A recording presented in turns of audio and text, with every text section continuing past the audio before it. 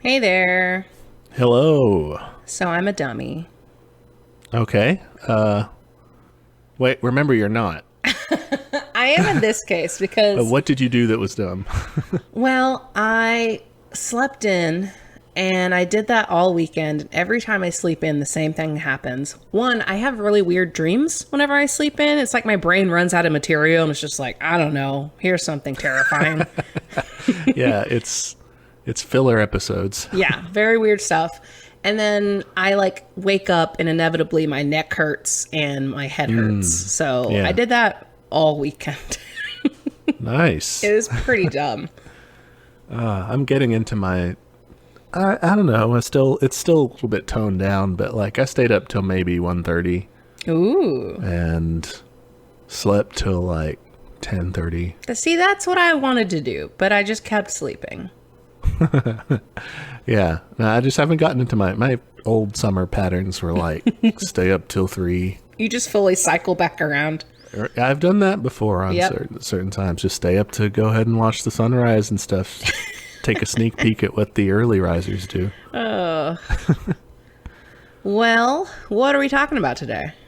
Well, today we're going to talk about education. Oh, yeah. We're going to have kind of a discussion about the education system as it is. And most of our experience is going to come from like the American, but we'll be kind of looking at just in general under the capitalist system, I suppose. You know, why that's shitty. Yeah. And what the communist idea would be for changing that. Yes.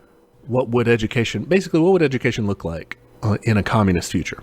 Yeah, so you did some theory homework, which I appreciated because this is some cool shit. Yeah. Shout out to Marxists.org Oh, love that for site. the sources there. And listeners, if you're on the Patreon, if you're channeling that money into mutual aid, then you can get access to these notes with the links to where we're getting this from. Yeah, do that. All right, let's dive in. I mean, I like to start with Papa Marx. Yes, obviously.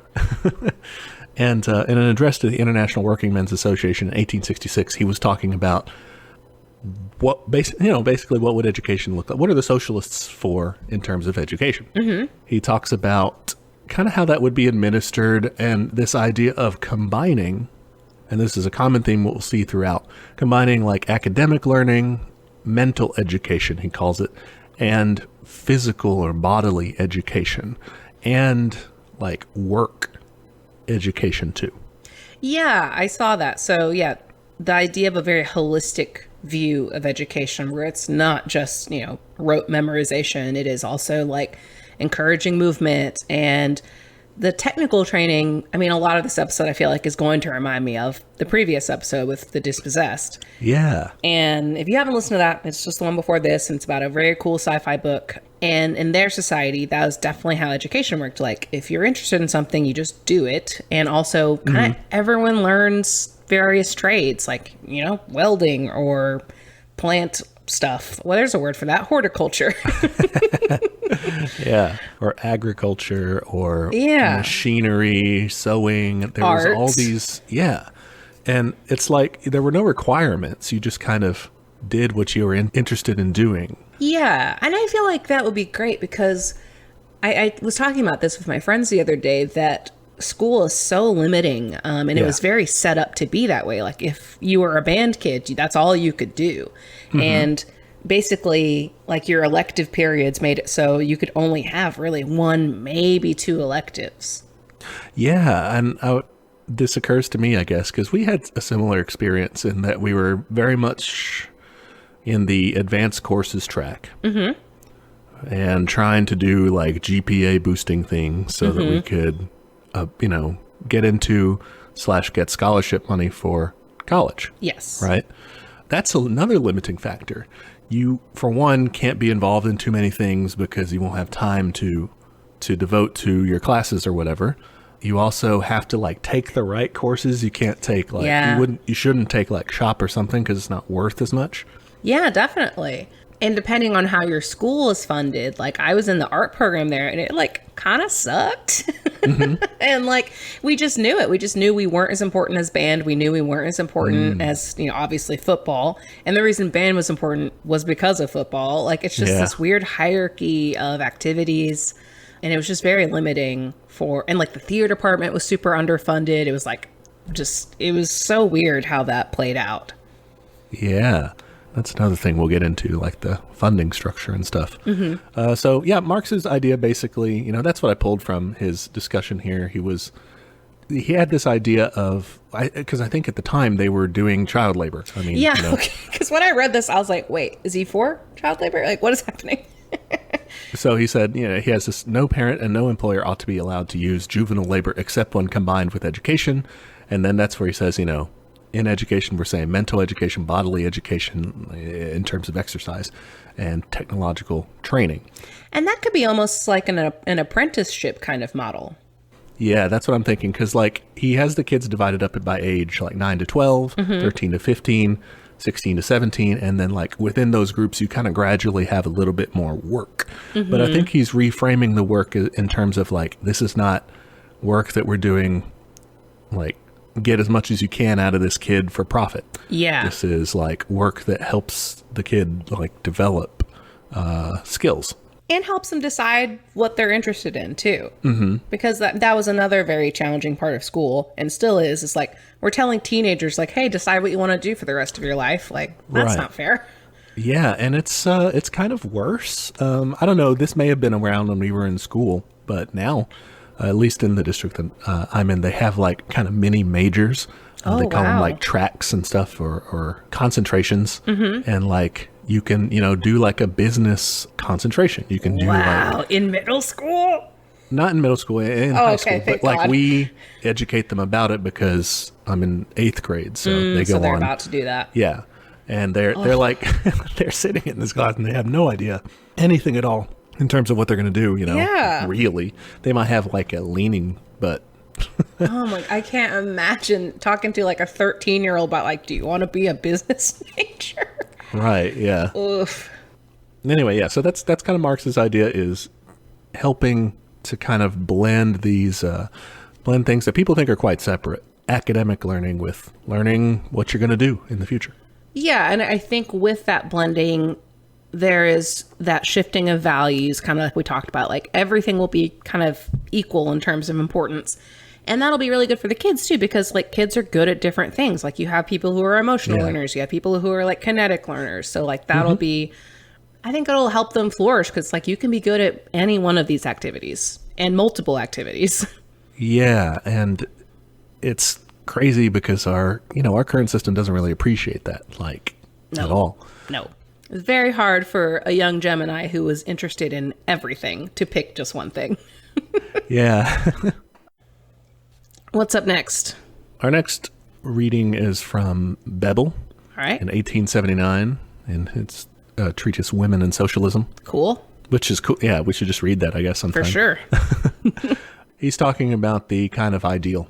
What would this look like instead of the problems here? He's kind of building on what Marx talked about with a holistic approach, the idea of play being important. And I think that's, in the age of always like standardized testing and you have to teach this and you can't teach that and all this, like there's, the idea of play kind of falls by the wayside. And even like the hustle culture being imposed on kids earlier and earlier. Like you see the quote unquote feel good stories about the 13-year-old who has like a part-time job and works really hard. And it's like, he shouldn't have to do that, man. Yeah, it's messed up. Even if it's just like, oh, I'm doing this so I can give money to a cause or what have you. Yeah. I mean, even then, that's like the best case. But sometimes it's like to pay for like the parents' treatment. Yeah, and it's like it's one thing if they're very interested in that and like that's what they want to do. Sure. Like they should be allowed to do that. That's what they're into. But it's if just you have weird. A business kid. Yeah, I guess. Yeah. Yeah. Well, we won't have business in. Yeah. So right. They don't have to worry about it. But let's see what else he talks about here. Kind of the idea of like community education, like Childcare in general being more communal, which we've talked about. In terms of kindergarten, getting, again, that combined mental and physical work, gymnastic exercises, unrestricted motion on the playground. This is done, I think, but people kind of see recess as just like, this is just kind of an extra, you know. It's the first thing to get cut, too. Yeah, but it's super important if you're cutting recess or having some kids not do recess because they were bad or they did badly on something and need tutoring. It sucks, you know? And those might be the kids who need recess to, like, release their extra energy, too. Yeah. He goes on to talk about children kind of gradually being initiated into the various practical activities, like you mentioned, horticulture, agriculture, manufacture, the techniques of the process of production. Again, kind of this sounds strange. Why are we teaching trade or whatever? And it's only strange if you're thinking like in the capitalist terms of training for a job. Yeah, that's kind of messed up to start doing at kindergarten, but training for like something productive to do that you might enjoy, not for exploitation, but just like to contribute.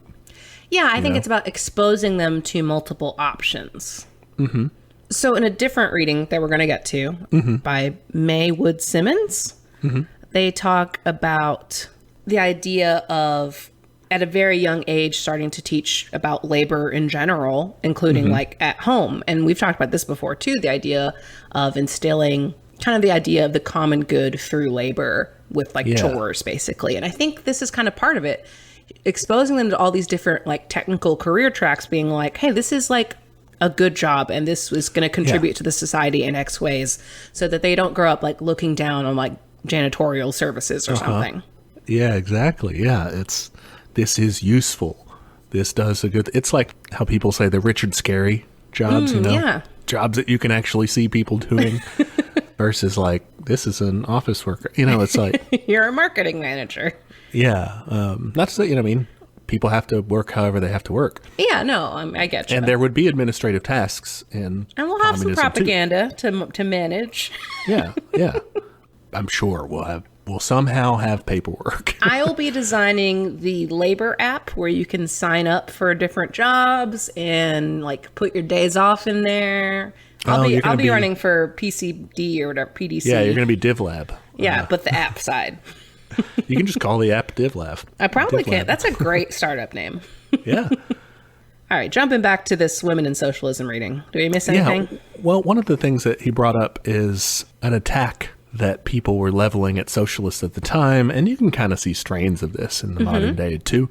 The claim that socialists seek to turn the school into barracks and to deprive the parents of all influence over their children. Welcome to school jail.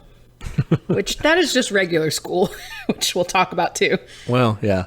But you can tell, you know, there's elements of this and like, oh, they're trying to kind of take our children from us and teach them critical race theory or whatever, you know. In different parts, you know, people have different complaints. But this idea of like parents would have less control and the state would be the one, you know. And he says, well, like, I mean, there's no reason for that. In the future, parents will be able to devote themselves to their children in a measure that is quite impossible today. Because, like, they'll be working less, you know? Yeah, like we saw in The Dispossessed, where, like, Shevik just took a day to go see his daughter at school and see what she's up to. Like, that would be amazing. Yeah, they can go, they can help out, they can just observe. And he also says, you know, aside from, like, directly just going like that, moreover, parents will control the educational system and will determine the measures and methods that are to be adopted and introduced. Society will be thoroughly democratic. There will be boards of education consisting of parents, men and women, anyone, we would say, and of the educators. Yeah, because I mean, like, how many people like know who their school board people are? I have no fucking clue. Yeah, and people, you know, they don't realize they're really kind of shut out. Like they can go to school board meetings and stuff and they can kind of complain, but like they're not really in control. And no one goes to vote for the school board elections unless they happen to align with another election. It's just, you know, it's part of the bourgeois democracy thing is like, it's alienating and it doesn't seem like it. It's not an accessible thing. Yeah, even to the extent that it is accessible, that you could go vote. Yeah. No one sees a reason to.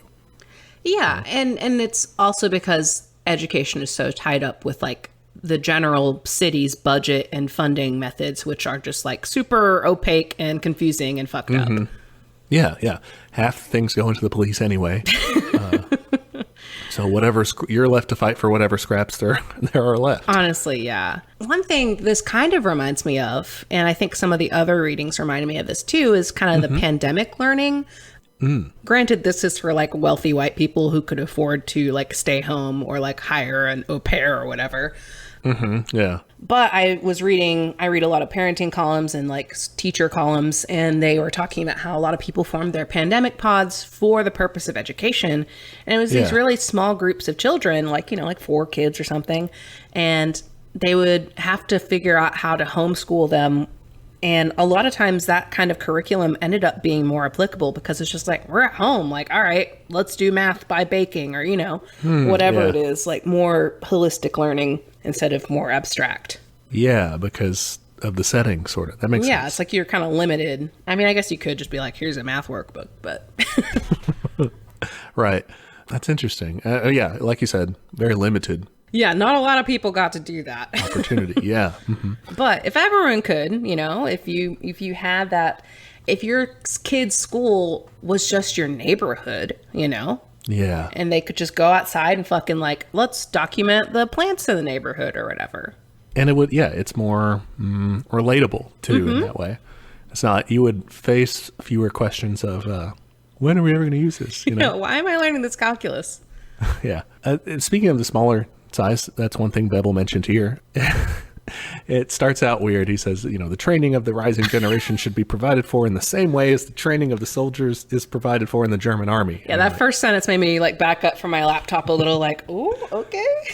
I don't know. I don't Don't think super so, want that. What year is this? 1879. I mean, okay.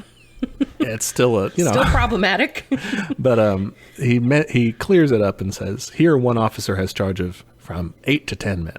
So basically just saying smaller class sizes. Yeah, you know, yeah. Student to teacher ratio should be small. I would love to have a class of 8 to 10 kids. That would be wonderful. Can you imagine? And the very next reading, I think we already referenced this one, the Maywood-Simmons reading.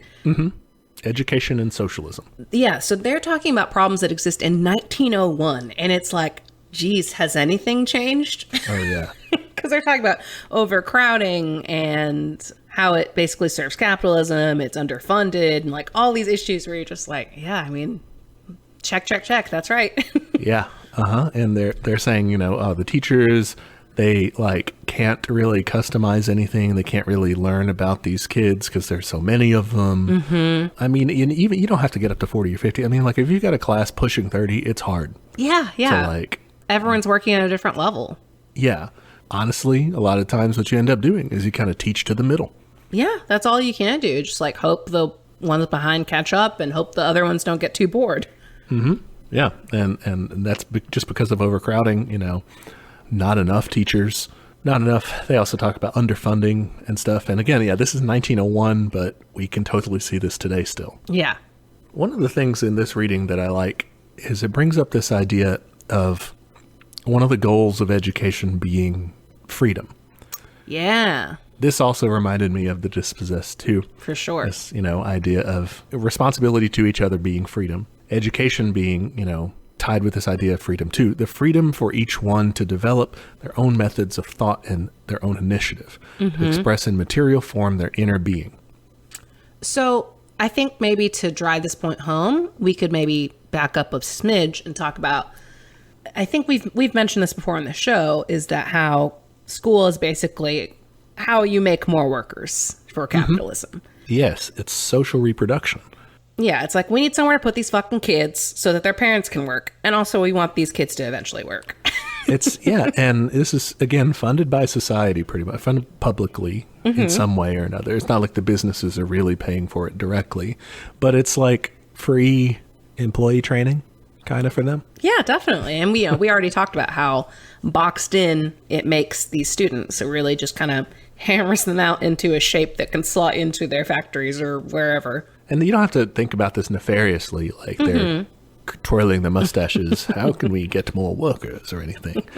But it's how the system ends up working in practice is it's very much geared for college readiness, which itself is people are there to go on to careers. Yeah. For the most part. And it's also geared for career readiness. I mean, these are literal things, like literal objectives of school districts to follow as college and career readiness. So, yeah. And like, I don't think those are necessarily a problem because like we were just talking about, like, yeah, we should be teaching technical training to kids, but it's done with a motive for profit instead of like what they're interested in. Like, like we were discouraged from taking those kinds of like technical courses. Like there's a whole different building in our high school that was like the technical training center, whatever it was. And like, we all knew like none of the like AP kids were going there.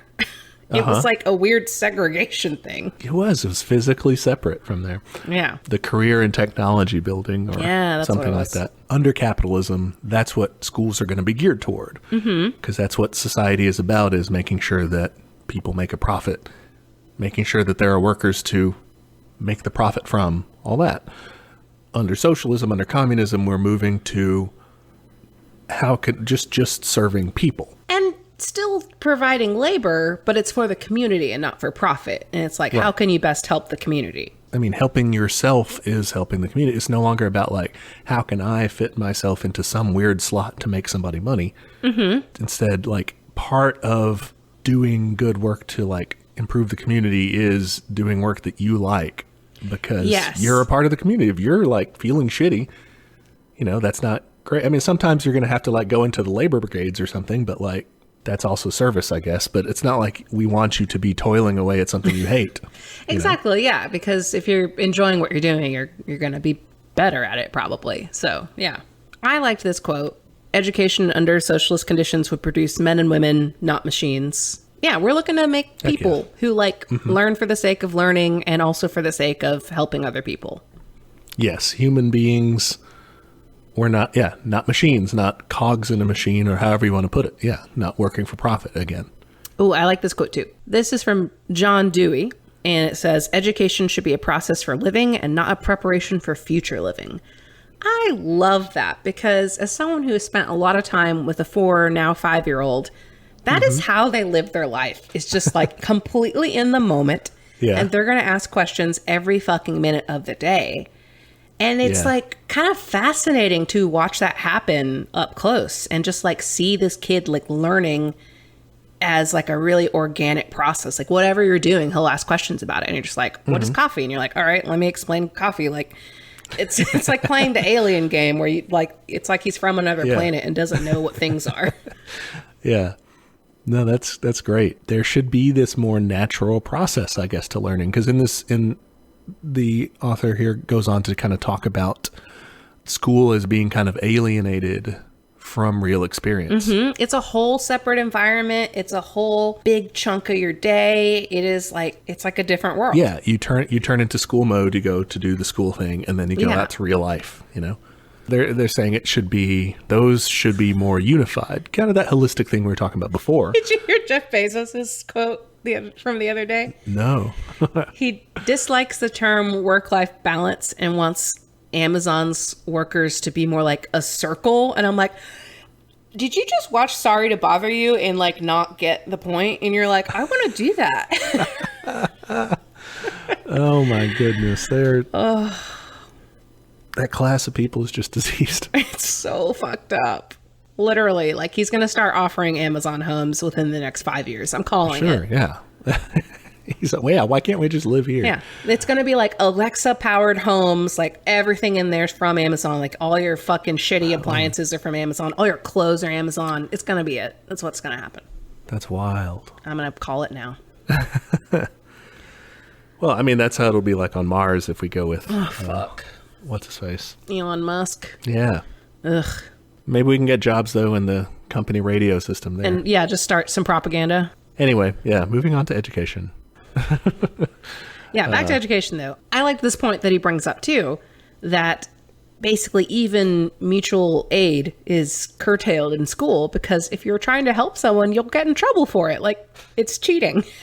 Dude, it was yesterday that I told Abby, I got to get onto my students less for copying or cheating. She's like, why? Because we had gone to Aldi, right? and got in a cart, and you do the quarter in the cart thing. Yeah. I had never operated one of those, so I didn't know. When I go to put it back, I'm like trying to get the quarter out, trying to link it up, but I couldn't figure out the linking mechanism, so I couldn't do it. And so someone came up and pushed their cart in, and I just kind of watched them and followed. I mean, that's how you learn things, is by watching other people do it. And especially now, I don't understand why there hasn't been this huge fucking seismic shift in education. Maybe there has, and I just I'm not in it enough. Mm-hmm. But you can fucking look things up. Yes. We don't need to waste time learning base facts, very basic stuff. Yeah, you should probably know math and some grammar or whatever. But right. So much of it is just now at your fingertips, or someone else knows how to do it. I don't waste my time with that anymore. Yeah. Well, the thing is, if you don't bother with knowing those facts, though, you can't pass the test at the end of the at the year, and then it looks like your students are all dumb, and then they get rid of you. And that's the thing, and I've talked about this in the workplace setting. Metrics has taken over our lives in this really terrifying way. Yeah. And it's I think 90% of a job is proving that you're working. I'm not kidding. It is. There's so many just PowerPoint decks out there. Look how much more efficient we are, or whatever. And you're just how long did you spend on this? I mean, that's one of the big premises of Bullshit Jobs by David Graeber, is the idea that most of the time we're just checking boxes, and most of people's job is either making sure that people know they're working, or checking on other people to make sure that they're working. It's horrifying. And I think that's a lot of what school is too. It's okay, you do your homework, good job, we're done here. Yeah. Another point that Maywood Simmons brought up was about the importance of unity in things taught. And I thought this was really interesting. I liked this too. They talk about our old system has made each department of science an entirely new and foreign subject to the beginner. Geology and geography, for example, right? Few have been trained to see that geography is the study of the present conditions of the earth and represent a certain stage in a long series of stages. That geology is the study of these different stages and the changes in the earth's surface that have resulted in its present physical appearance. So the idea that these two subjects, while taught completely differently, in different rooms, different curriculum, are in fact have, so much in common. There should be more of an interdisciplinary approach to that. In this example, you're teaching, here's the Pyrenees Mountains. These mountains were created, however long ago, whenever these places fucked up or whatever. Yeah. Uh-huh. That's exactly how they would say it. You obviously don't know about them. Or maybe you're right. I actually don't know either. I don't know. I know mountains are from plates bashing into each other. I'm pretty sure. Some geologist is listening to this just oh my God. Tearing their hair out. I'm so sorry. Okay, but this is just straight up dialectics, right? Yeah, the idea of everything being a process, right? Yeah, and everything having a cause and effect kind of thing, or having not necessarily an opposite, but having a relation to something. Right. Either a unity of opposites, or at least, everything being interrelated with everything else. Yeah. Yeah, and I don't know, maybe this is oversimplifying it, but I think you can kind of see that in if you think about people who are kind of really brilliant, they're often interested in multiple things and find ways to connect those things. Classic Leonardo da Vinci, he used his studies in optics and physics to further his art, and used his art to draw schematics for his inventions. And you realize, and on a much smaller craft level, I've done that too. When I start sculpting, I'm oh, I now understand 3D forms better, and I get better at drawing and stuff like that. Yeah. It's all about making those connections. And it's kind of going back to what you're saying about learning facts versus learning kind of what to do with them. Mm-hmm. That's honestly the more important skill, is making connections between all these different things. Yeah. So our next one, by Eden and Cedar Paul in 1918, they were writing about this kind of utopian education project that existed at the time called the New School. And they were kind of outlining its approach as kind of anti-capitalist, focused on democracy, solidarity, freedom, and equality, versus obedience to authority. Yeah, I read through these basically tenets, and they were really good. Yeah. That's straight fire. Let's see. What are some good highlights? For one, it's a boarding school. I thought that was really interesting. You have to go live there for a period of time. Yeah, and they want it to be like out in the country. Yeah, that too. And I think that they note here, it's kind of optional. Like, you could do it in the city. You could make it like a day school if you needed to. Mm-hmm. But this is how the new school does it, I guess. Perfectly, it would be in the country and as a boarding school. I have a lot of feelings about boarding schools. I get why they exist. One, they're great for fiction because it's like, we don't have to worry about riding around adults now. Yeah, take out the adults. Kyle is like all about boarding school. He's like, I would do great at a boarding school. Like, I want our kids to go to one or something. And I'm just like, I'm a big weenie. And I think the family we grew up in was very tight knit. So I'd be like, I would be missing my kids all the time. Yeah. I mean, unless they suck or something, but still. They're going back and listening to this podcast in the future. Like, wait, I'm at a boarding school. Do I suck? I thought this was weird that they had them in separate houses, but like with the couple, like watching over them or something, like a family. I thought that was super strange. Little mini families. To me, this whole idea of kind of mini families makes it like, well, why don't you just leave them in their neighborhoods then? Like, and just do it by neighborhood. Well, see, I think that's one of the reasons they made that notation of like, yeah, you could just do this locally. That's fine. I guess, yeah. But this is how they do it. There's co-education. That's good. Obviously. Manual work, several hours daily. Mm-hmm. Again, focusing on education, focusing on not like training you, this is what you're going to do, or let's make some money off these kids, but like training them to like learn about themselves, I guess. Yeah, and they mention like it's a lot about the idea of collective labor. So saying like, hey, like we all got to fucking do this. Work together. Mm-hmm. Cooperation. They, some more working opportunities. You're free to choose what you want to dabble in that day. Hell yeah. I would love that. So I don't think I did enough dabbling when I was a kid. I still dabble in so many things, I guess. I'm like, I'm a dabbler now because I have the freedom to. Right, yeah.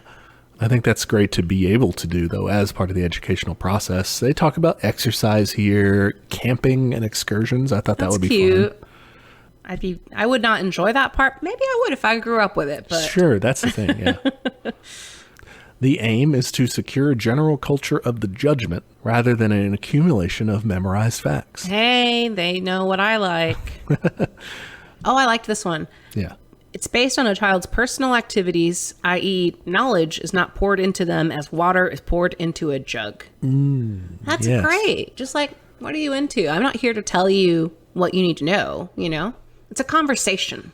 This reminds me of the work of Paulo Freire. Probably pronouncing that wrong, but he wrote a book called The Pedagogy of the Oppressed. Mm-hmm. Brazilian author. And he talks about getting away from the banking model of education. Okay. Which is where the students are seen as empty vessels, piggy banks that you pour knowledge into, and they just passively receive it. They don't take any sort of active role in their learning. The teacher is very much the master and the all-knowing and the one who should not be questioned because they know everything and the students don't. Very authoritarian. Yeah.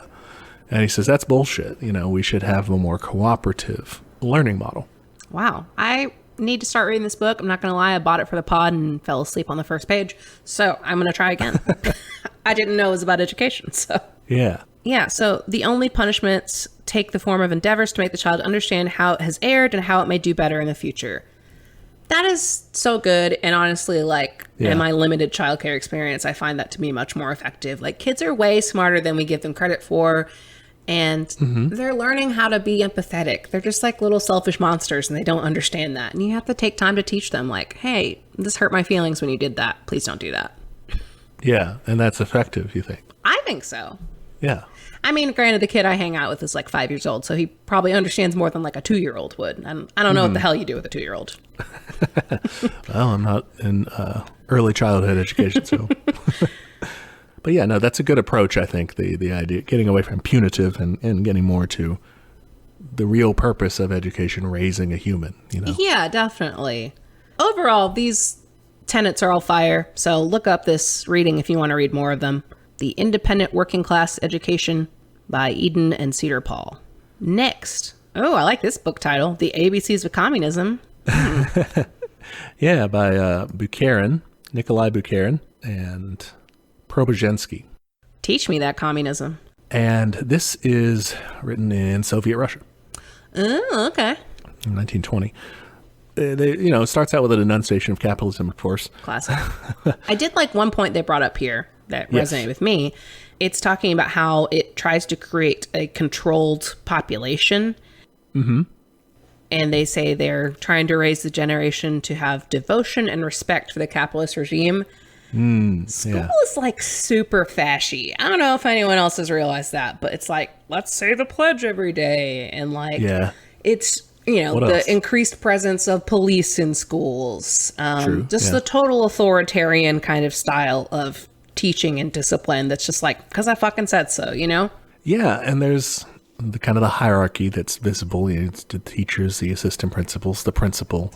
Maybe this is why teens are so angsty. Like, I get it, teens. It sucks that people tell you what to do. They exist in a fascist regime for 8 hours of their day. That's why they want to rebel. Good job, teens.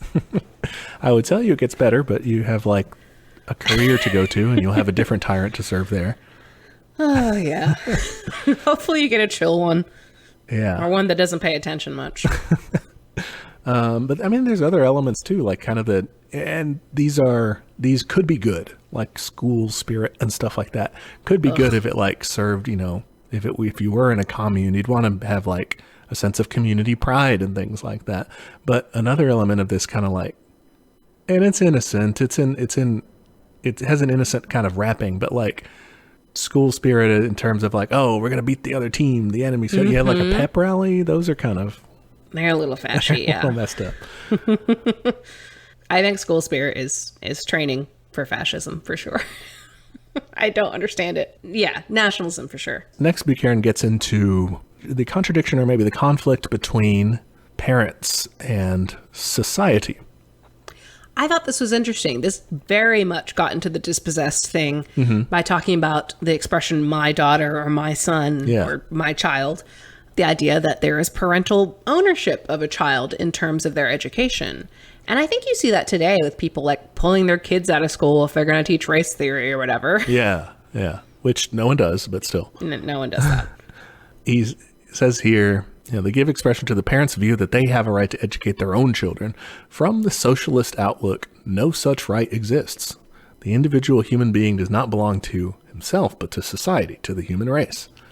The individual can only live and thrive owing to the existence of society. The child, therefore, belongs to the society in which it lives. Oh, that's interesting. What do we think?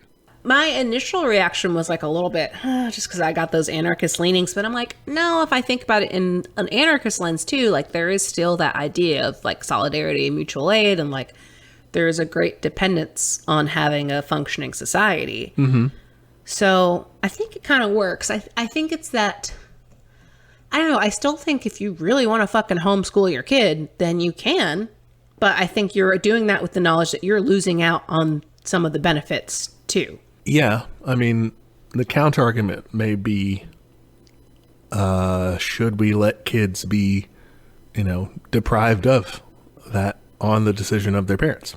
I know parental rights are super strange to me because like the state ultimately has to decide like what is acceptable, what is abuse, even especially like in the trans community. Like misgendering someone is not qualified as abuse, even though like that is definitely emotionally damaging to somebody and can lead to suicide. But like that in most places that is not enough to like call CPS on somebody.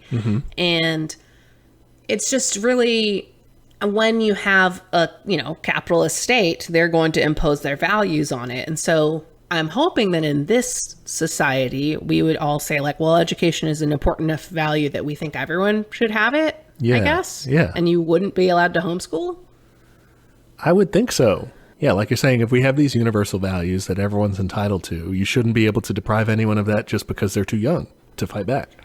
I think maybe it's kind of going to get to that social pressure thing of like, if you don't do it, like you're a fucking weirdo. And like everyone's like, well, your kid doesn't believe in evolution. So like, we're not going to be friends with like them. dispossessed style, like. I think maybe if we're going anarchist with it, it's just like, well, those are the weird people who don't believe in evolution. We don't really talk to them. Yeah, they're the strange people who built their own house out in the countryside or something. Yeah, maybe so. It's like, yeah, you have the right to do that, but you also have to like live the consequences of it. This is more from a communist perspective where you don't have the right to do that because it's still state run. Yeah, but Karen is operating in as state socialism essentially at the time. Yeah. And saying like society may entrust the education of children to the parents, but it may refuse to do anything of the kind. Basically saying they might not be like good at it. Plenty of people are good at producing children without being good at teaching children. Honestly, yeah. And a lot of people are not good at producing good kids. I like this last part that I brought out here. It must be the task of the Communist Party, and especially of the women's section, whatever. At the time, that was important. Yeah, what about the men's section could do this too? It doesn't, anyway. Oh, yeah, for sure. To induce parents to strive for the improvement of social education, not by holding aloof from it, so not by pulling out homeschool, oh, that's, the public school's not good enough for my kid or whatever, but by sending their children to the appropriate institutions and exercising the widest possible control over them through parents' organizations. So like get involved, basically, instead of retreating from it. Yeah, that is so, like we said, very hard to do in the current system. Yeah. And in the new system, we're like, yeah, you got like 4 hours of work, and then you can go to the fucking school board meeting and raise hell if you want. But yeah, you're right. It's who has the time to do that in a capitalist thing. And furthermore from that, like, what effect would that really have? You're not actually in control of. Yeah, in our current you can system. go to the PTA meeting, but like you have to get everyone on board and really make a stink or something. And like even then, good luck. Yeah, even then you're dealing with a capitalist state that has its own interests. They're not yours. Yep. All right, shifting gears a little bit, I want to talk a little bit about what the anarchists had to say about education. I love those guys. This is a little less detailed, but That's drew fine. from a variety of sources here. Max Stirner is one of them. Okay. We've mentioned him before. He's the guy with the doodle drawing. Oh, I love that guy. And he's, criticized capitalist education, said, kind of that banking model thing. It's only concerned with the student as an object, whereas we want education to be toward subjective self-realization and liberation. Cool. Mikhail Bakunin and Peter Kropotkin, they argued for universal education. Obviously back then only the rich were getting it, and they were like, this should just be a human right, Yeah. A general education, a blending of disciplines, as we've kind of talked about, kind of introducing labor. They were on board with that too. Cool. Emma Goldman, we've talked about Emma Goldman before on the show. Love her. Friend of the show. Yeah. She was very much in agreement with your description of the kind of prison-like, authoritarian-like nature of schools. The school of today, no matter whether public, private, or parochial, is for the child what the prison is for the convict and the barracks for the soldier, a place where everything is being used to break the will of the child and then to pound, knead, and shape it into being utterly foreign to itself. Yeah, and she talks about the idea of resisting questions and how like often adults are just like, yeah, whatever, like I don't want to answer all your questions, when it's like that's an amazing thing that kids just naturally question things, and that should be encouraged. But instead it's like, please stop being annoying, like I get it, it is annoying after the 100th question. It somewhat makes sense though, because like in a freer society, like we said, we have those extra hours of our day, and not just the extra time, but we also have like the lessened burden, because even the time that we are spending working, we're working like for ourselves. We're not working to buy a yacht for somebody else. We're doing something that needs to be done for ourselves and our neighbors. Like something you said, I guess that psychological burden is kind of lifted to where you're like, you are productive and good and doing a good thing instead of, an evil thing that you can't help but do so that you can survive. And if you're doing like community education, like there's going to be a better ratio of teachers to students. Yes. So like they'll have more opportunity to ask these questions to different people, multiple people. They can ask their shop teacher. They can ask whoever they come in contact with. Yes. Yeah. That's a key too. More teachers. It won't all just be on like the homeroom teacher and like the parent to deal with this kid, because kids are so much work. They really are. That cannot be emphasized enough. What else does Emma Goldman say? She talks about sex education. Oh, I love that. So basically saying, educators also know the evil and sinister results of ignorance in sex matters, yet they have neither understanding nor humanity enough to break down the wall which Puritanism has built around sex. Oof, girl, yes. I thought that would be in your wheelhouse there with the Puritanism thing. Absolutely. And she basically is like, if we talk about sex, it'll kind of neutralize like how like much on a pedestal we put sex. And how horny people are, I guess. Basically. Yeah, it'll reduce horniness. She says it would neutralize the oversexed condition of both genders and would help women's emancipation much more than all the laws upon the statute books and her right to vote. Yeah, it's a cultural problem. Like, yeah. So that could very well help, according to Emma Gold. I think we agree. Sex education, very important and very underserved. People don't fucking do that in schools. No, there's none of it. And it's so bad. It's a huge part of the human condition. Like, if you're really actually trying to train people to, like, be fully human, they need to know that. Yeah, you can't just ignore that. Like, yeah. Let's get to some examples. Like, has anyone figured it out? Well, in the anarchist branch, since we were just talking about them, there was a guy named Francisco Ferrer. So I heard about this guy in my research for the public arts project. Oh, yeah. So William Groper. He was the guy who made that damn painting. That damn painting. That painting of a construction of a dam. Okay, yeah. And he actually went to one of these centers that we're about to talk about, a Ferrer Center. Oh, awesome.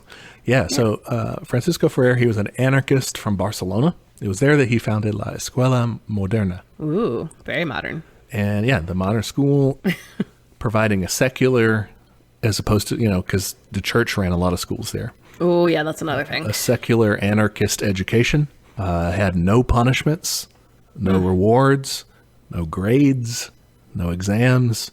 It emphasized practical experience over book learning. So again, that kind of blended academic but also practical love that experience there. Students visited local factories and museums and stuff. They planned their own kind of assignments and work and projects and things. And attendance was just kind of like voluntary. Whoa, okay. Show up when you want, And they showed up. I mean, it's like when Shevek says, what, you're just going to murder me because it's not illegal? Yeah, that's the thing. If your school is much more engaging, like I would show up to go on these like tours and like to go to a cool school where you're not going to get punished if you didn't do something. Like, yeah, that sounds way chill. There's probably also a social element to it too. Like if we translate this out to, the anarcho-communist or just plain communist utopia, whatever, right? All your friends are going there. All your friends are going there. You're going to look like kind of an asshole if you don't, right? If you just say, yeah, I'm not going to school, you're going to be a weirdo. Yeah, exactly. It's like, that's the weirdo who doesn't know math. Right? What else did they do? They were taught solidarity, a love of freedom, human dignity, social justice, how bad capitalism is, how bad the military and the government were. Ugh. This was La Escuela Moderna. I'm going to get a time machine. No, I'm never going to a time machine unless it's going forward. That's a good idea because it wasn't around for long. Oh, fuck. The state shut down the school in 1906. Wow. Because the Spanish king, someone tried to assassinate him. Okay. And they were like, oh, it's probably those anarchists, They just blamed him for being involved. Cool. Just the scapegoat of the world, honestly, is anarchism. Yeah. Anytime something goes wrong, they're like, it's got to be those damned anarchists. 3 years later, Ferrer himself was arrested and falsely accused of orchestrating an insurrection in Barcelona. Bummer. And so they put him up on those charges and just kind of did a show trial. Like they already knew they were going to convict him, and they executed him. Ugh.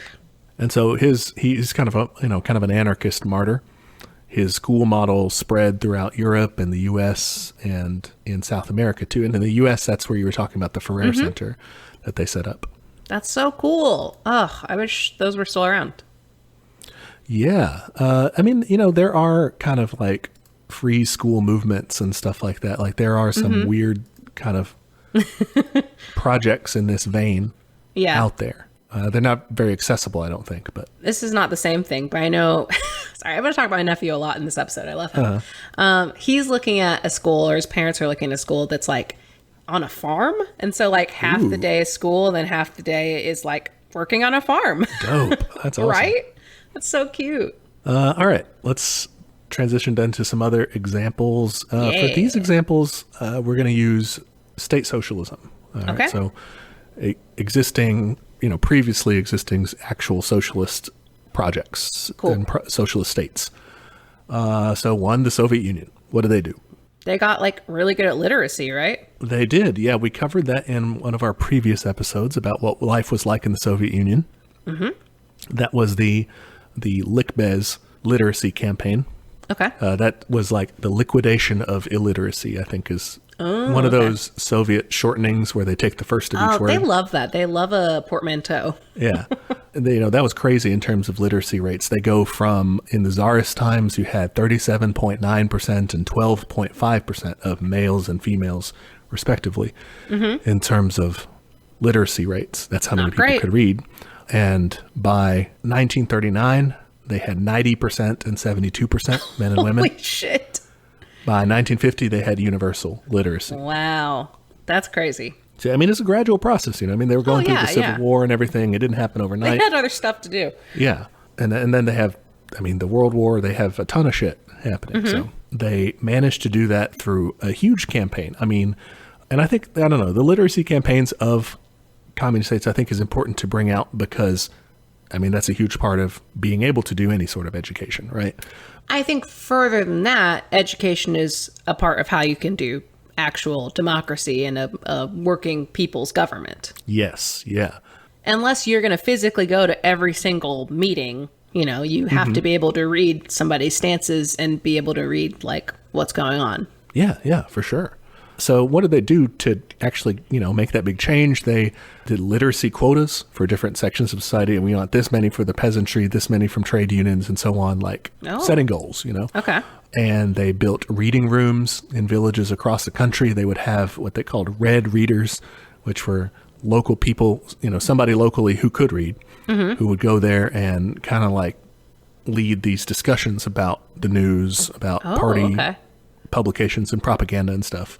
It's like the guy in Fiddler on the Roof. There's one guy in the village who can read, so he reads the newspaper to everybody. Yeah, that's it. Yeah, exactly. They got youth organizations. You had the Young Communist League and the Young Pioneers, and they went out to, recruit people. Nice. And recruit people to help teach people how to read or direct people to the lessons and stuff. They used posters, cartoons, poems, stories, whatever they could. It was on all fronts sort of thing. We talked about this in, I think, our Russian constructivist episode too, was the idea of using art to really simplify reading and just to be here, you understand what this poster says, right? Yeah, okay, cool. yeah. That's reading. Yep. There's another thing they did. They sent out the Red Train, which I thought was kind of cool. It would go tour these kind of remote towns and villages throughout the Soviet Union, distributing pamphlets and books and stuff. Cool. And also sharing films. So they would have film crews and stuff make a little, just kind of document what life was like there when they stopped. And then they would trade these films to other and show them in different places and be this is what life is like here, sort of thing. That's so cute because it's such a huge country. Mm-hmm. And they probably didn't have access to that before. That's awesome. Yeah. What else? They nationalized libraries.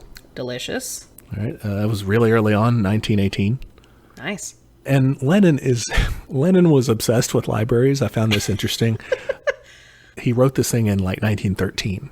Mm-hmm. Before he's in peace, just, elsewhere. I don't know where he is physically in 1913. Just in exile somewhere. Just chilling. But he wrote this sarcastic piece, and he was it's just simply barbaric out here, folks. I was reading about this, that the other Western countries, Russia, smart place, they don't do this, but in these other terrible countries, they let just the common rabble, the riffraff, check out books from their library and stuff and read. And it's horrible. Anyone can read books in their library. Oh my gosh, I love it. Pulls out all these stats of the book circulation and stuff. And he's just isn't this horrible? Thank goodness we keep our libraries walled off. He wrote an Onion article. Yeah.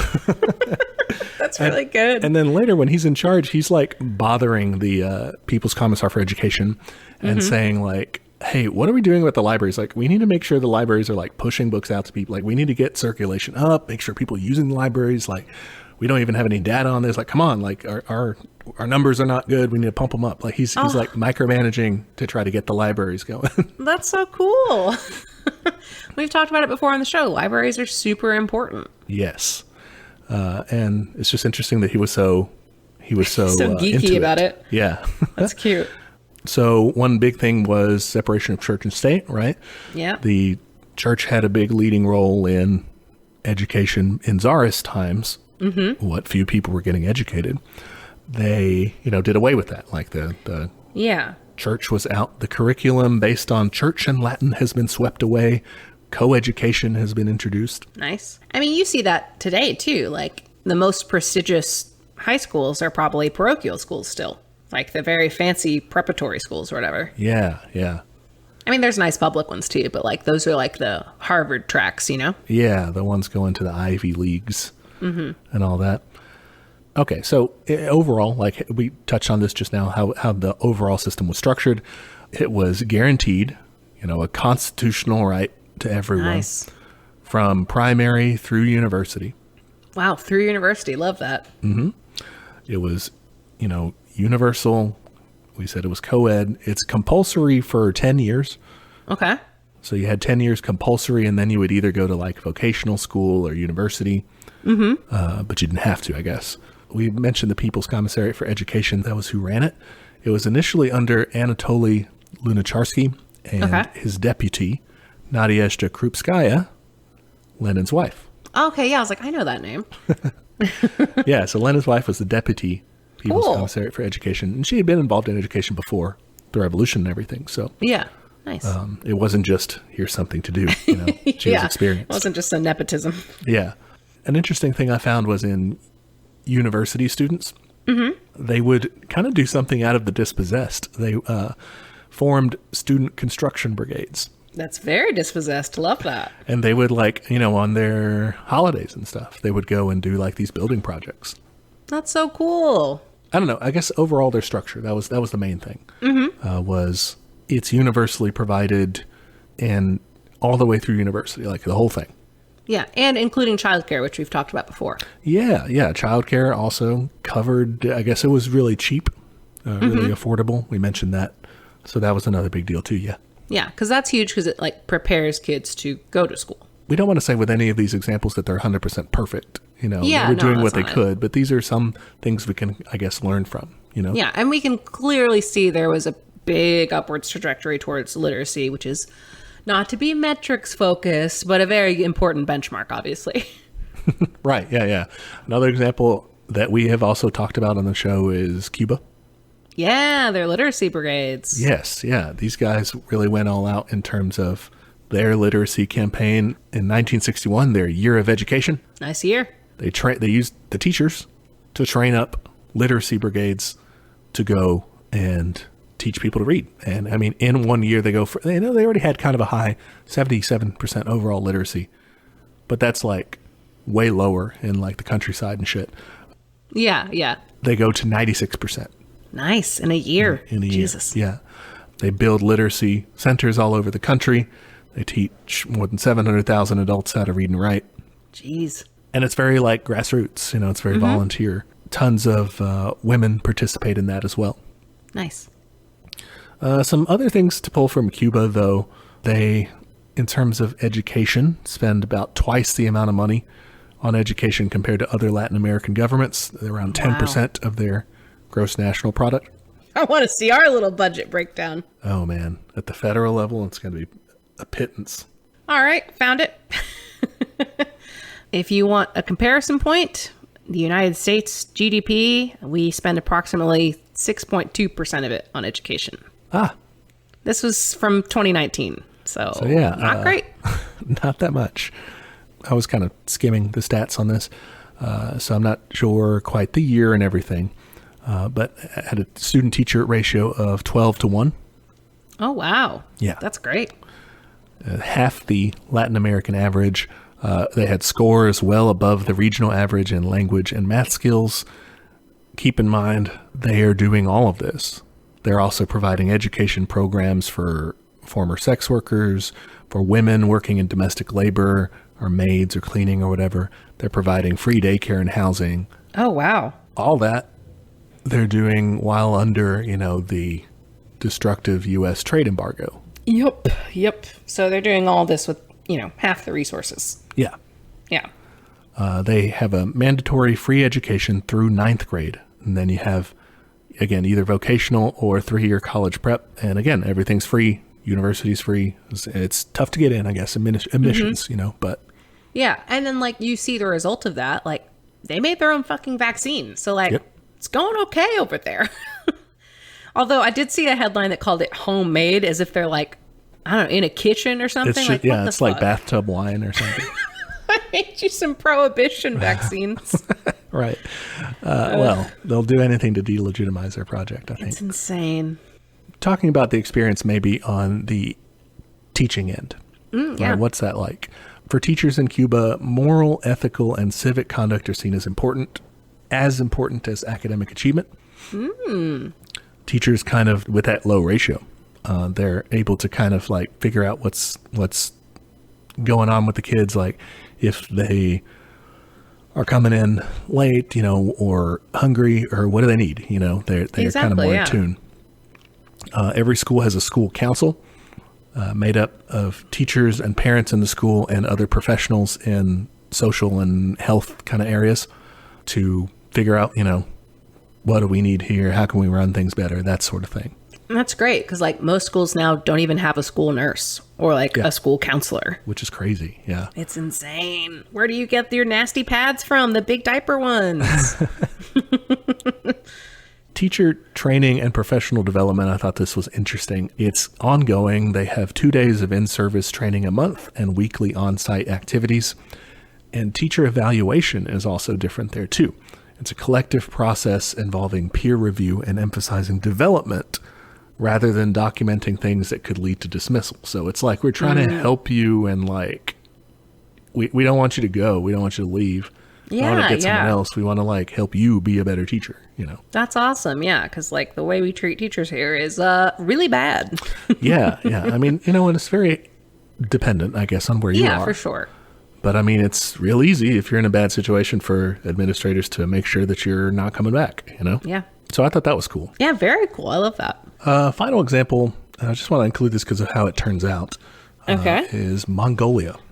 All right. Didn't see that one coming. Yeah, so Mongolia was a socialist state from 1924 to 1992. I did not know that. Yeah, it's, I guess, one of the lesser known kind of Soviet satellite republics. It was called the Mongolian People's Republic. Okay. Starting out, had a lot of struggles in education. Similar story to the Soviet Union itself, but worse in terms of education. But even by 1934, 55% of even party members who were kind of better off, were illiterate.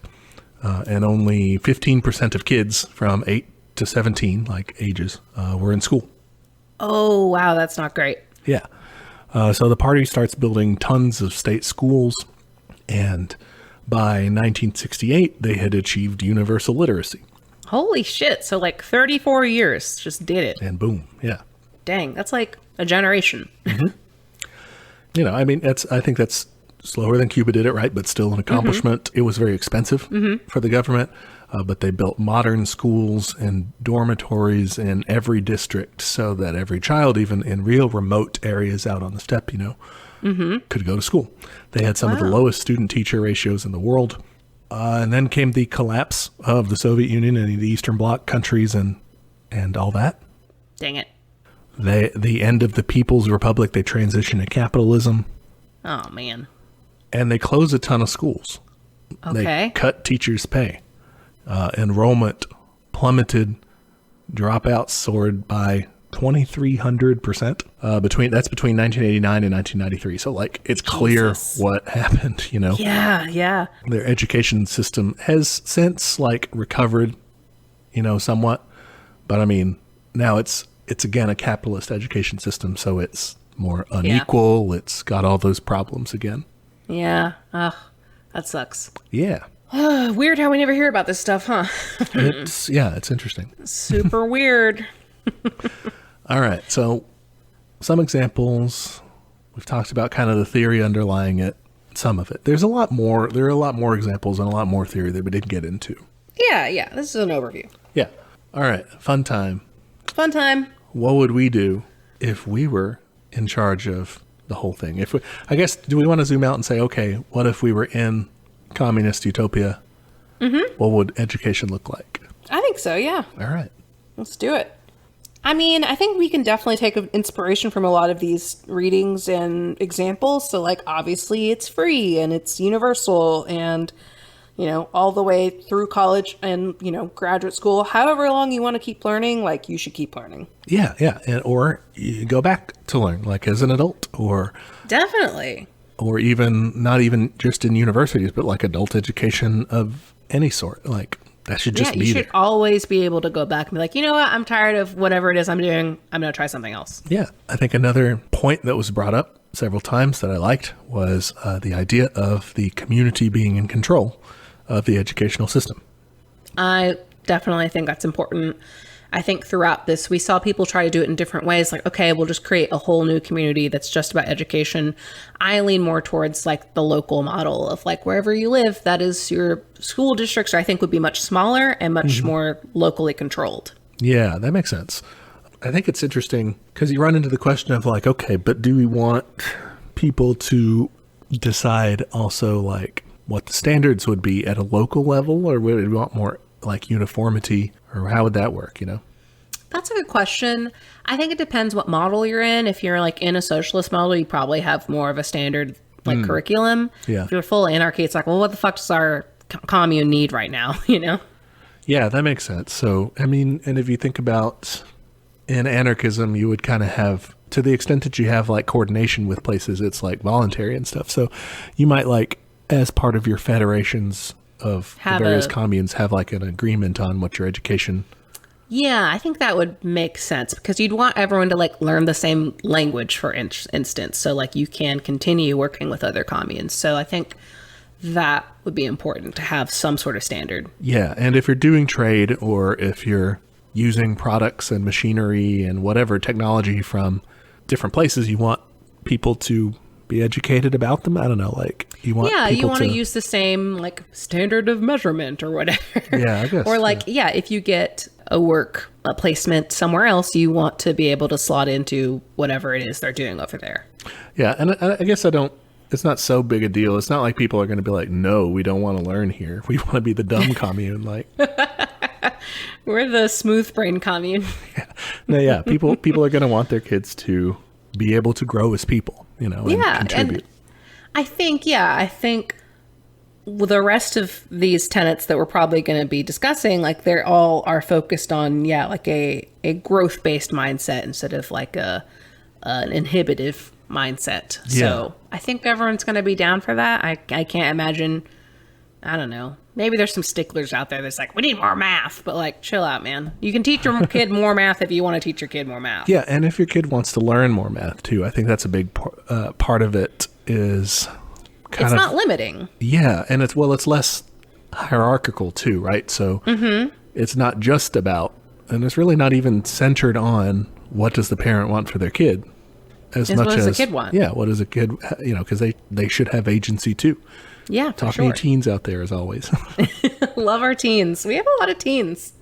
So yeah, I think that's important. For me, I think you need twice as many teachers. At maybe least. More. I think more. I would say 3 times at least.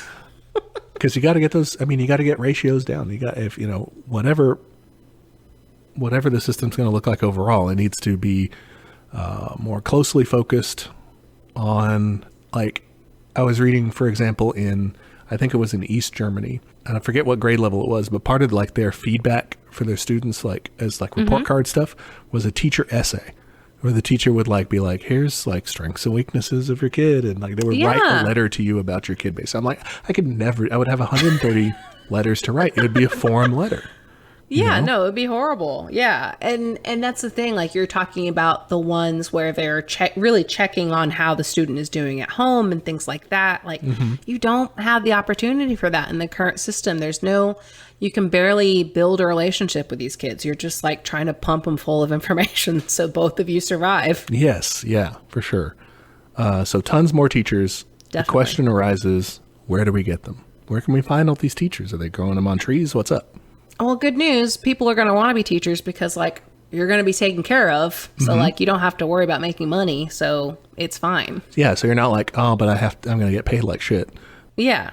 Or I'm not going to have enough for retirement or whatever. I think there's a section of people that would like to be teachers, but like, it doesn't get paid enough, right? Or they get burnt out because the system is so fucked up. You hear about that all the time. Yeah. And it's not really well treated. I mean, no, like societally or financially. Yeah. Yeah. And here it would be actually it's a useful profession.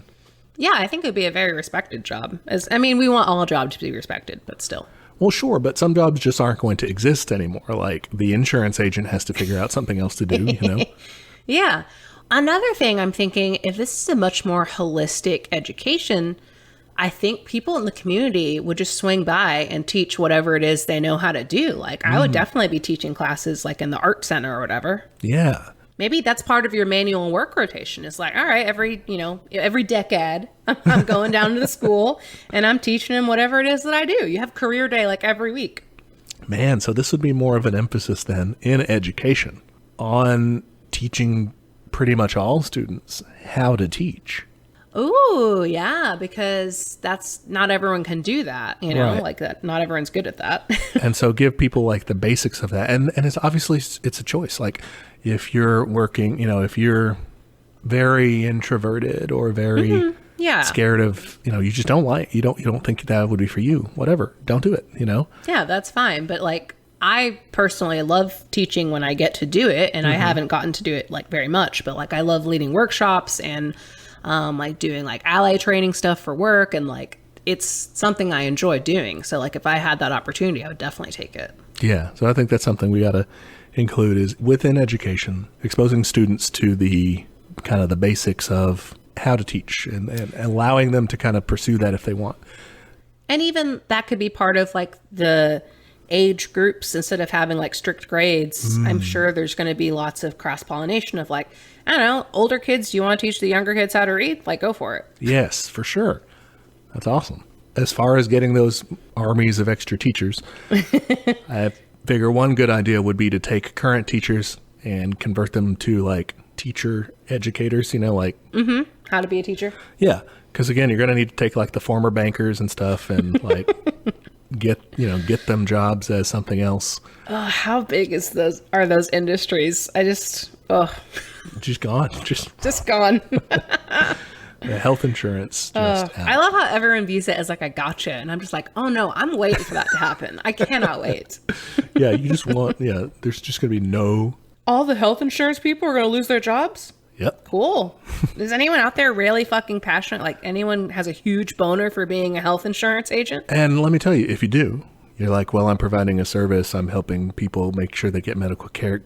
Guess what? We got a like sparkling new healthcare industry to put you in. You get to be a health administrator in the new health department. Yeah. Congratulations. It's not like I'm like opposed to each individual in there. I want them to be all right. But like as an industry, that should just be gone and they should get to have another cool job.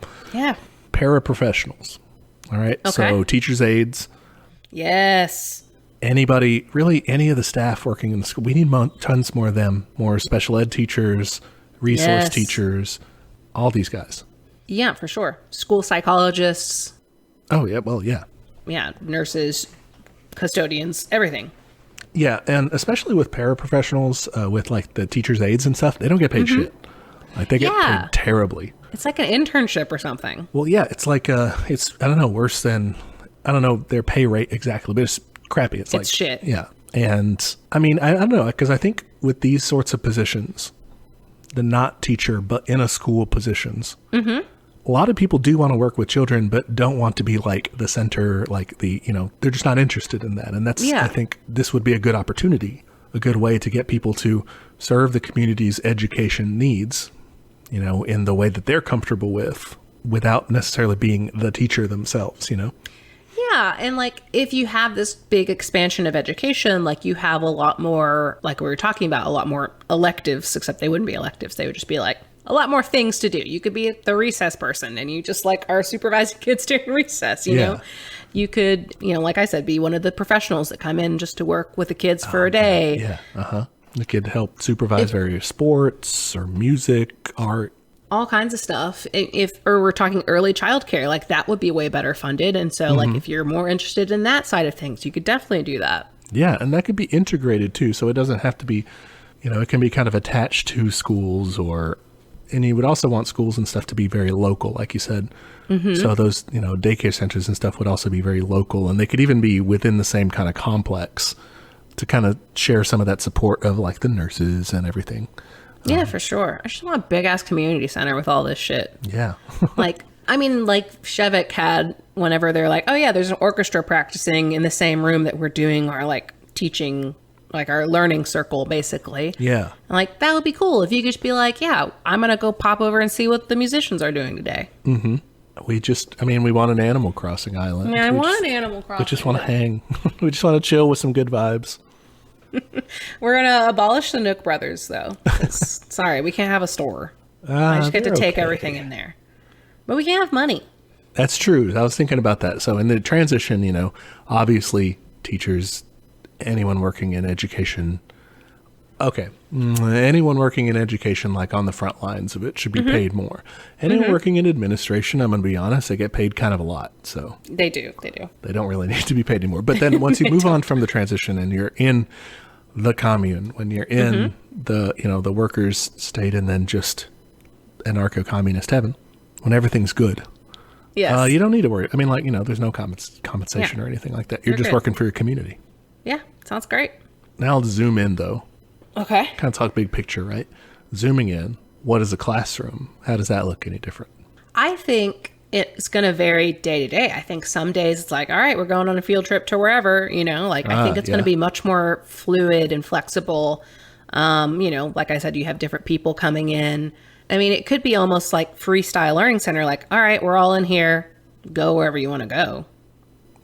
Okay, so each classroom is maybe like, I'm teaching math over here at this time, show up if you want. Could be. Or like, I'm teaching whatever. I mean, that's how it seemed to be on the Dispossessed, but if you wanted to, you could still keep like kind of cohorts of like 10 kids or whatever and just like take them to different places. If they're not into it that day, like whatever, just have them read a book or something while everyone else is interested in it. That's interesting because, we're talking about kind of less hierarchy. More kind of democracy or self-agency. I mean, I was thinking like, because there are so many different things we want to expose them to, it's not like we're going to have like 27 like class periods or something, like, okay, now we do math, now we do reading, now we do this. It's like, I don't know, today's farm day, go out in the fields and like see if you like it. If you don't, not a big deal. Yeah. So you're definitely saying they're not doing the same thing every day. They're varying it up a lot. Yeah, I don't think so. That would make sense.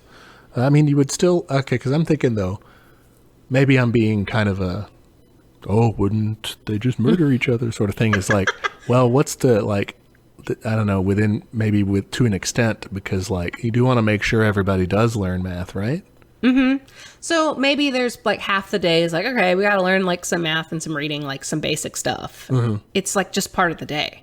Yeah. So maybe like half the day is, or a quarter, a period in the day, maybe. Yeah. Even. A couple hours to learn some basics. And then you go out into whatever cool activity you have for the day. But then what if you don't want to? So if we're going full anarchist here, and we are saying that these are humans with rights to decide for themselves to an extent, I mean, where's that extent? Is it you can walk out the classroom because you're bored? I mean, I guess technically, because there's no punishments. And I don't know, it's that thing of, I think it would just have to be the social pressure thing again, because it's like the commune has decided that these are the basics that everyone should know. And if you refuse to learn them, it's like, well, people are probably going to make fun of you or something, but like, I don't think we can do anything about it. Yeah. So kind of almost, I guess a peer pressure sort of thing. Yeah. And I think if we have more of that holistic view, though, we can much more easily tie some of these basics to what they are interested in. Be like, hey, remember the other day in music class when you really fucking liked it? You're going to have to learn math for that, kiddo. Sit down. Yeah, that's a good point. Another thing, we'll be teaching them, as a whole, right? Also be teaching them about like themselves, just emotional learning and stuff. Yeah. And so you're going to have some days where like you really don't feel like doing anything, and we can, kids can more effectively learn how to like handle that, whether they really do need to leave and they're like, hey, sorry, I can't do this today, or they can get through it or cope or whatever. Yeah, so you can teach them the difference between like, yeah, sometimes you have to do shit you don't like to do. Like, remember when your dad had to go dig up a pipe? Like, that wasn't his favorite activity, but he had to do that for the community. Like, you can kind of, it's a lot of dealing with kids is learning how to negotiate. Just be like, hey, will you do this thing for me? That would be great. Yeah, that's true. Okay, that makes sense. Another thing I think what we would see in these classrooms is a lot less competition and a lot more cooperation. Yeah, for sure. That'd be great. Which is great for me because competition's dumb. I don't like competition. Me either. I mean, it's just a friendly sort of thing. That's fine. But like, if kids are teaching each other stuff, like, okay, cool. Great.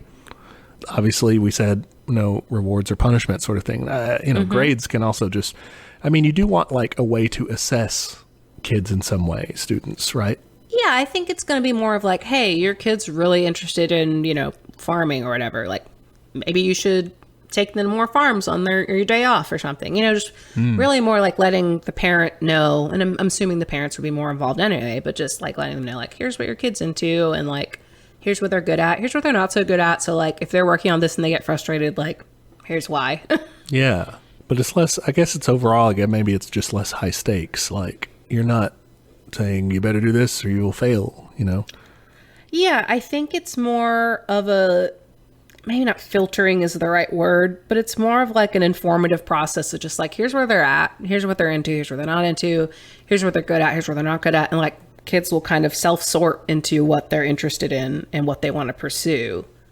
And when you take off the pressure of like, you have to be good at, math and science so you can, go make a lot of money or whatever it is, then I think you'll have a wider variety of interests. Yeah. And when you have a less sexist society, like, you'll have more girls in STEM, about half, like Shevik said.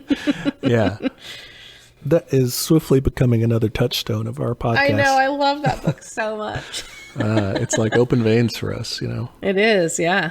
I'm going to set that up as like a gift set to convert everyone. I'm just going to give everyone in my life a copy of Open Veins and The Dispossessed, tie it up in a bow. I'm like, this is your starter kit. Welcome.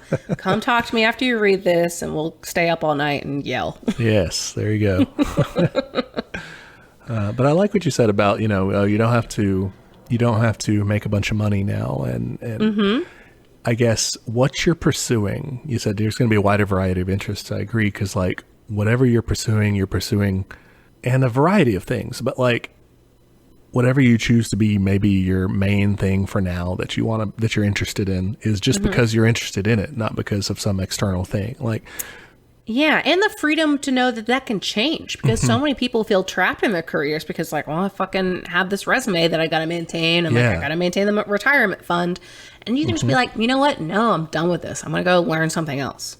Yeah, no, that would be fantastic. And I think people will just feel better. Maybe that's utopian to think, but like maybe it's not. So. Marx talked about moving on past humanity's kind of childhood of having to struggle for a living and everything to being able to actualize ourselves. So maybe it's not utopian, but like I think people are going to be way better off like psychologically, holistically in this system where they can just like freely become themselves. So you're not going to see as much of like the kind of kids. I mean, kids are going to act out, but like, it's not going to, I don't know, they're not going to be rebelling against this sort of a system as much. It's not as high pressure. And I think adults will definitely benefit from this too. I think the narrative of everyone has one thing they're really good at and interested in and are going to like slave away at all their days, I just think is not true. Like, I think people are interested in multiple things and that should be celebrated and not like tamped down at an early age.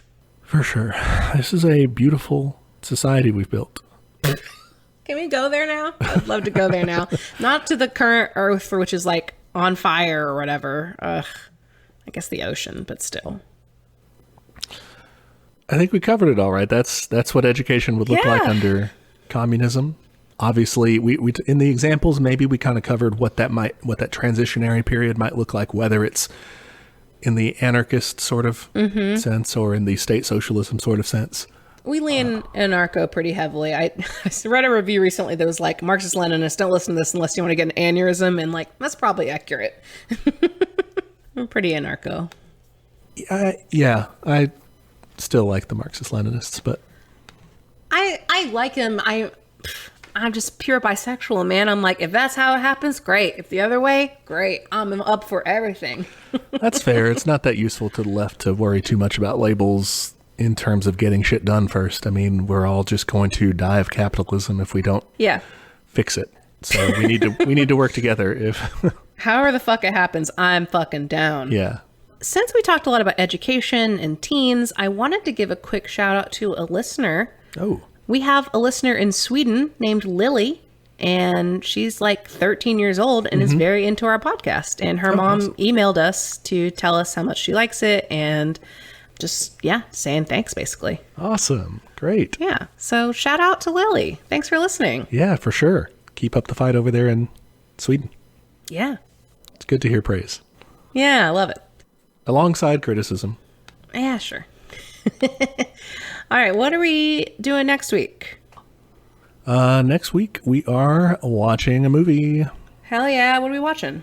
We're going to watch an important documentary, I believe it was made in like the 70s. Oh, okay. Called Harlan County, USA. All right, I've been seeing this on my HBO account and being like, I want to watch this, but I got to save it for the pod, so... Yeah, it was made in 1976. Yeah, it documents a labor strike and kind of the labor history of Harlan County in Kentucky. All right, great. I just mentioned you can watch it on HBO. Apparently, you can just watch it on YouTube. So, yeah, go do that. Yeah.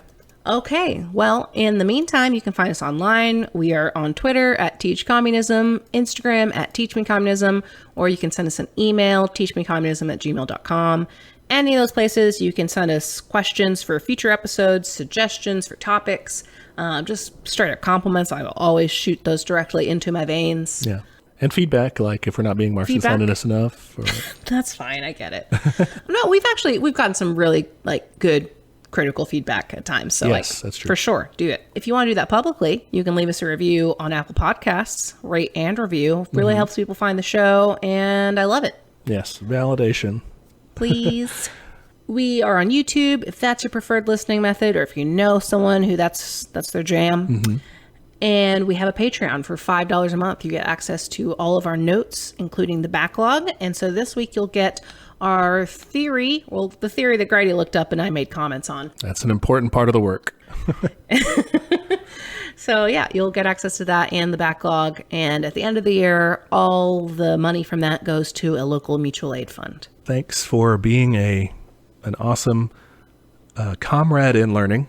Yeah, cooperative learning. We don't do hierarchies here.